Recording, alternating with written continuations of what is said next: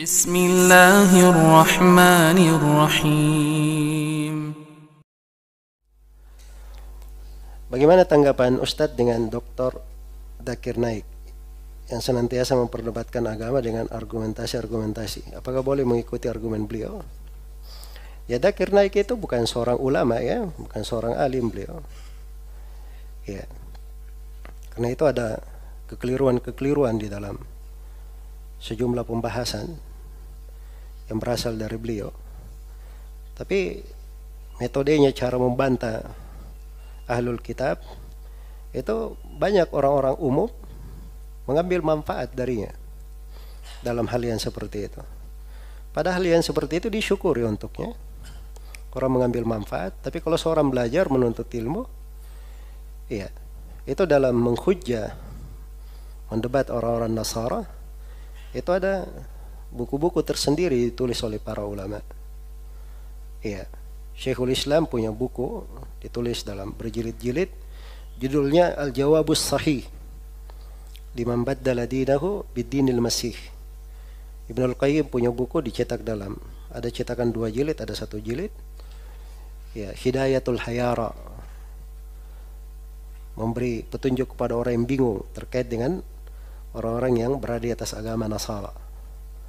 Ya, dan selainnya, ya, banyak buku-buku yang ditulis dalam hal itu. Jadi masuk di dalam membantah itu tadi, dia harus kenal dulu pokok agama. Jelas, ya? Kalau dia kenal pokok agama Islam, baru setelah itu dikasih pendahuluan.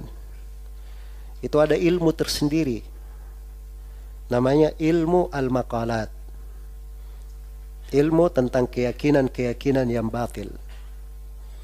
Keyakinan yang batil itu 2 jenis. Ada keyakinan batil berasal dari agama selain dari agama Islam, Yahudi, Nasara, Majusi, dan sebagainya. Ada keyakinan batil itu berasal dari firqah-firqah, kelompok-kelompok yang bernisbat kepada kaum muslimin, yang secara global terbagi 2 secara umum. Ada kelompok Mu'attilah dan ada kelompok Musyabbihah. Mu'attilah masuk dalamnya Jahmiyah, Mu'tazilah, Kullabiyah, ya, Asy'ariyah, Maturidiyah. Jelas, ya? Al-Musyabbihah masuk dalamnya orang-orang tasawuf, orang sufi, orang Syiah, Rafidhah. Dan ada pembahasan yang lain dari kelompok Khawarij, kelompok Murji'ah, kelompok Qadariyah. Ini kan firqah-firqah, tapi mereka bernisbat kemana?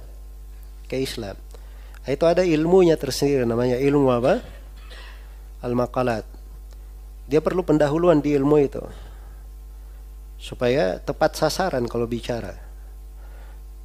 Dan dia tahu ketika ada kebatilan, cara meruntuhkan kebatilan ini dari mana.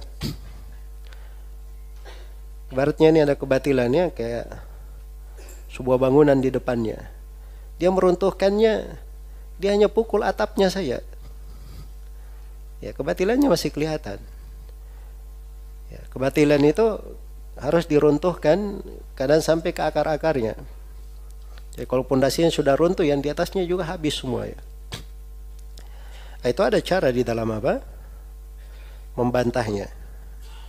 Itu perlu ilmu di dalam hal yang seperti itu. Jelas, ya?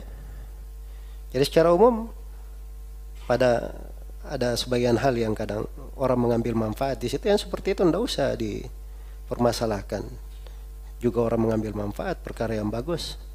Dan ada sebagian argumen-argumen beliau yang sebenarnya itu sangat cemerlang sekali, ya, dari sisi pendalilan secara akliyah, ya, dan menghujat mereka dari kitab mereka sendiri.